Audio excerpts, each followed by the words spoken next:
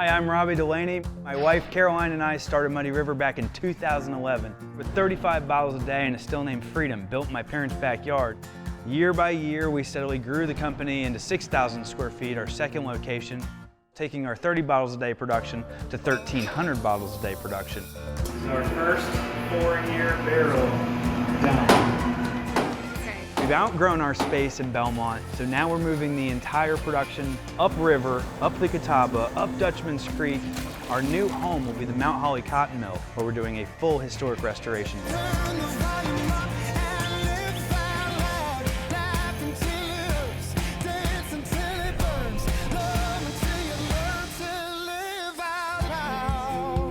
I'm gonna blow up the building with rum. Don't mind me, just taking a little pre-drink. Now, one other important part, we should taste it and see what it tastes like. My least favorite task here, moving barrels. If you jack it up with a pallet rack, you might notice the whole stack is like that, and then you're like, oh, great.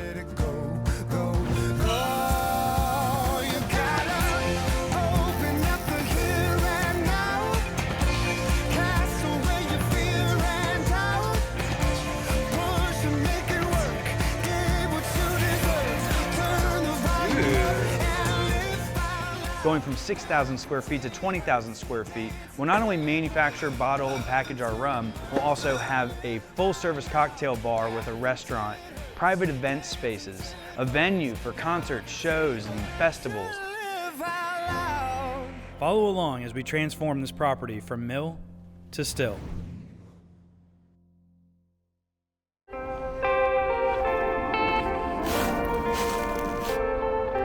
You guys got a tape measure? Sorry.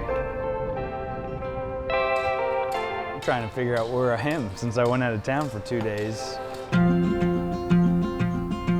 Oh, there's a spray paint. There's not much left in here. Still good to have. Check it off the list and move on. Thank you.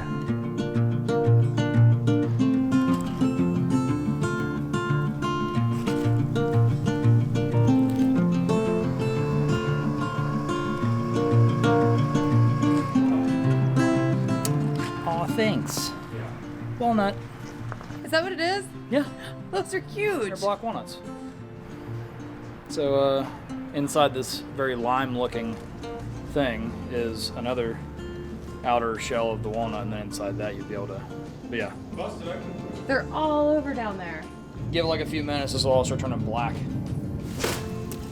Yeah, so there's the walnut. You'd still have to crack that open to get to the meat, but that's what's inside there.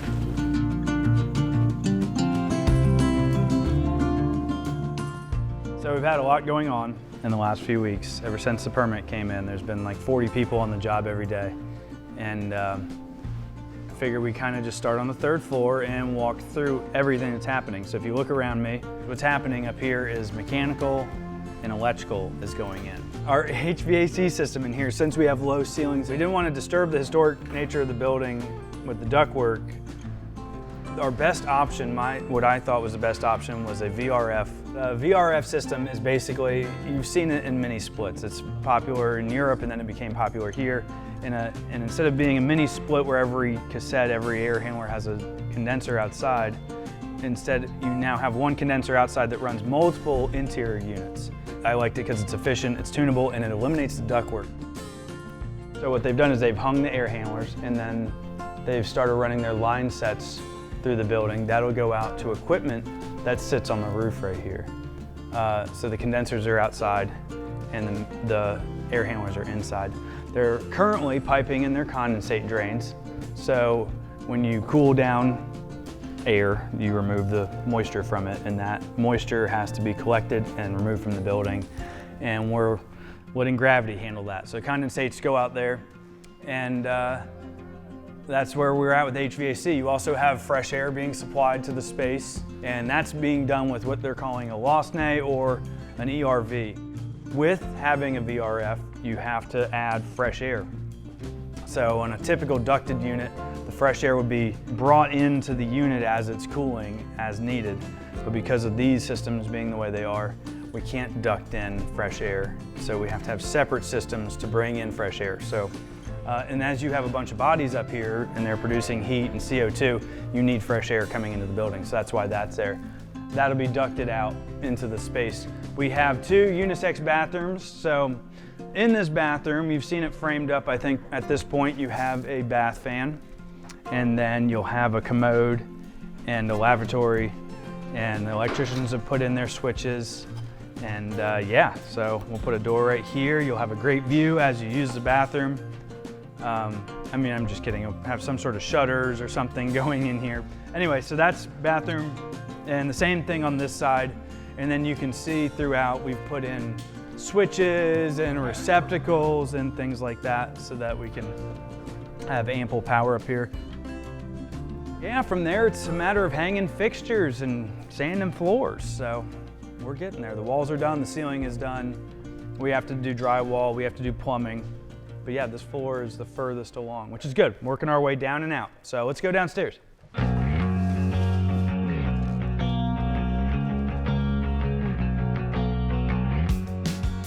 All right, so updates on the second floor.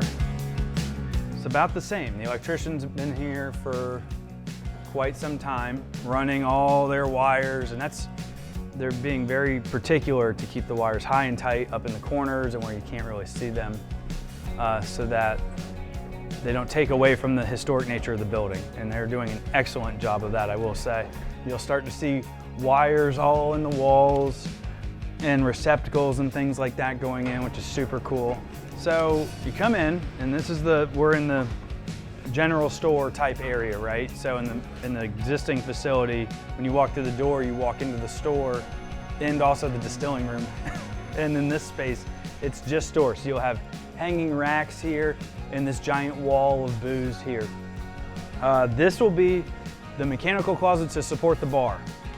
So if you're working the bar here and you need to grab a mop, the mop sink is in here. If you need to grab toilet paper or something for the bathroom, it'll be in one of these shelves. So we have shelves floor to ceiling here, and then we'll have doors here that you open to stock the liquor here, stack it from the back like you get milk. And this time of year, we'll have someone back here in a costume to grab you as you grab your bottle and scare the mess out of you. Then you keep on coming down. This is a hallway, and in this hallway, you'll have glass, floor to ceiling glass, where you can look into the distilling room and see the stills and the cellar and things like that. We're also going to put plaques and TVs up here that kind of illustrate what's happening. And as you go further in, now you're at the bathrooms. So straight ahead is a family bathroom, and you know, having 3 kids, it's nice to have that space. This will be the women's bathroom. So you walk in here and there'll be 4 stalls there. And then the vanities here. All bathrooms will have changing stations, which is very important. And then here's the men's bathroom. The men's bathroom will have 2 stalls and 2 urinals, and then a lavatory here. So very comfy bathrooms, plenty of bathrooms, which is something I feel like no bar in the Charlotte area seems to have. So adequate bathrooms is important. Here is a private event space, and we're designing it to be rentable, but it's also going to serve 2 purposes. Right now I've got this designated as a lounge, so a small portion of it will be couches and easygoing seating. That'll be fun. And then the other part of it's going to be large group seating. So another problem I see everywhere I go is that you walk in with a party of 20, they can't seat you, they can't accommodate that. We're going to transform these benches here into a big giant communal table, so we can accommodate that giant group of humans that come in. Each of these beams will form a bench, and then we'll build a table that goes down the center of it. And then we'll have room, if we wanted to, we could put another one, but what I'll probably do is a bunch of 4-seaters that we can group together. We want to be able to say, you know, you've got a family of people coming in and you have a place to go, and this should fill that need, and when it's not filling that need, it can be individual seats. But something that we can really quickly slap together for large groups of people.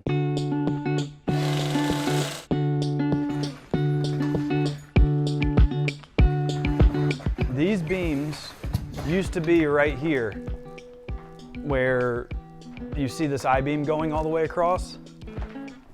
From right here, and you can see where the hardwood transitions, this was rotten to that post right there. Not rotten, but it was in bad shape, right? So everything from here to basically the merchandise closet up had to be replaced. We did it all in like a week. I mean, that footage is some of my favorite footage of like the drone flying over and the building is just open. You see all the way down. And then like the 3rd floor roof, we had to raise 5 inches. That's how much it had sunk from the rot and settlement. You can see these 2 beams that used to go across, they're gone. And we're leaving these brackets so you can see there was always a beam here. Actually, these posts are now holding up the bar. And fun fact, they chamfered the ends of these beams because it made them more fire resistant. So if you look at this square corner, if you're gonna light this thing on fire, the easiest way to light this thing on fire would be to burn it right here. Because it's the least amount of surface area for the most amount of oxygen. So they chamfered it because it was, back then, proven to make it harder to light that beam on fire. And then back in this corner, you'll have the lounge. Because I'm picturing during sports, football season and stuff, you're gonna want a more cozy all day seating arrangement. This is gonna be this, we'll call it the lounge, the less classy, more low-key section, whereas the front of this bar will be more, it won't be fancy, but it's gonna be a little bit more refined. This is where you can get a little rowdy and not feel judged, which should be the whole place, but especially here. Right here is the kitchen. So we'll go into the kitchen real quick. We got an electrical panel just for the kitchen going in right here. And we'll have a center island. We have a 3-bay sink that'll go right here. Big walk-in cooler will go over here. And shelves and things and stuff. So, there's never enough space in the kitchen. We upsized the air conditioner for the kitchen here. But it's a nice sized kitchen. It's 14 by 20. And last but not least, what isn't consumed by the walk-in, this will be a storage closet. So we'll store tables and chairs and decorations and things that we need kind of frequently here. You can see I just did another auction, bought a bunch of dry racks. So this will go in the bar. That's the 2nd floor.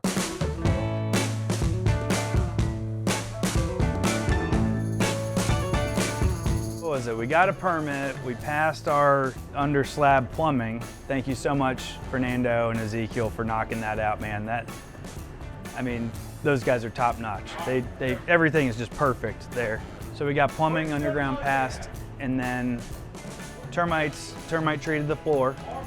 Not that there's much for termites to eat, but just to be safe, it's affordable. So termite treated the floor, and then they called the concrete guys. And I was thinking, oh yeah, concrete guys will take a couple weeks to show up. No, I called concrete guys and they were like, oh yeah, we'll be there tomorrow. And so, which is fine. They came out and they put the rebar down, they put the vapor barrier down, they dug out around the trench drains to get those just right.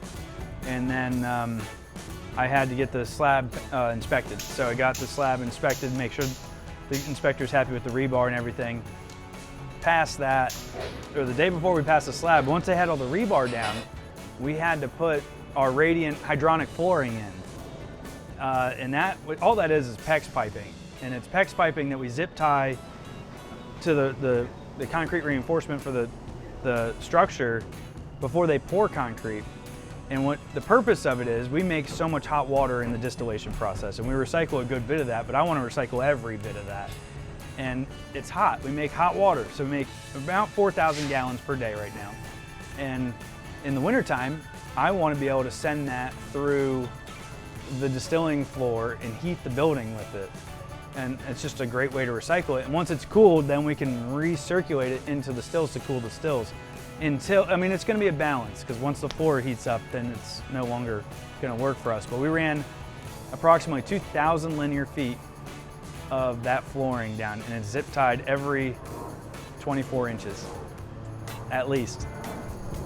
So it's a lot of zip ties. I think we went through 3,000 zip ties, because not just every 2 feet, but also other places we had to zip tie it. So we put that down, and then the next day they poured concrete at 4 in the morning on Friday, October the 13th. And I'll never forget that day, I don't think. We're pouring concrete, and everything's a home run, right? So it starts and stops above the ground. Well, the concrete pump broke a line, because these guys they're moving heavy stuff and they're doing it constantly. So at some point they broke a line, and thank God they told me about it. They could have not done that, but that would have been terrible. They told me, hey man, we broke a line and we were about to pour concrete. They built a little box to like keep the concrete out of it. And Keith had the pieces. We had them also at the distillery, but I was like, it's gonna be 40 minutes round trip before I could fix it. Keith was 2 minutes down the road, he fixed the pipe. We had to put just a nipple and a barb on both sides to splice it back together, and good as new.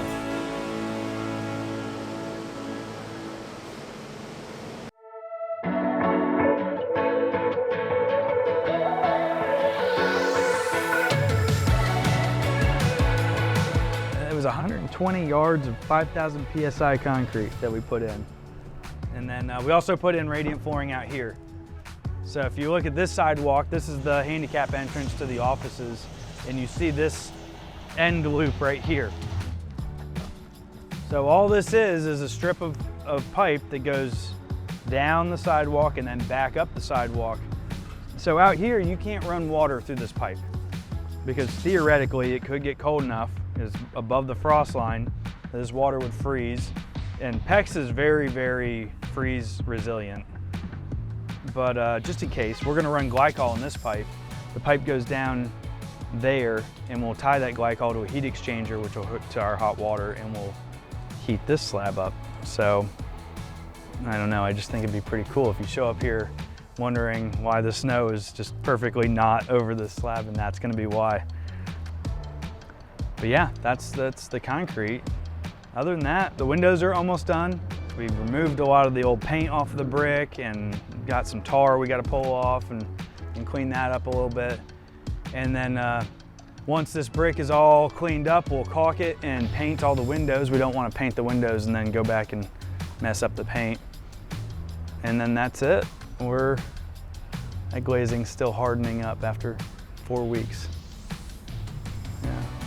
Hopefully that means it'll last a lifetime. Yeah, it's coming along. This is a nice little courtyard. I can see this courtyard becoming something cooler eventually. Maybe a beer garden or something like that. Towards the end of this week, we'll pour the stem walls for the loading docks. So the front support that you'll see exposed looking directly at a loading dock, you'll see the vertical walls poured this week.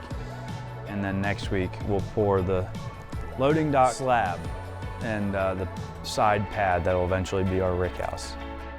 As you head south, the loading dock will turn and then come across and fill in this whole area. So this will all be concrete down in here. And that stem wall goes all the way to the corner. Yeah, it's moving along. Next thing you know, we'll be doing the punch out, finishing touches, my least favorite part of the job.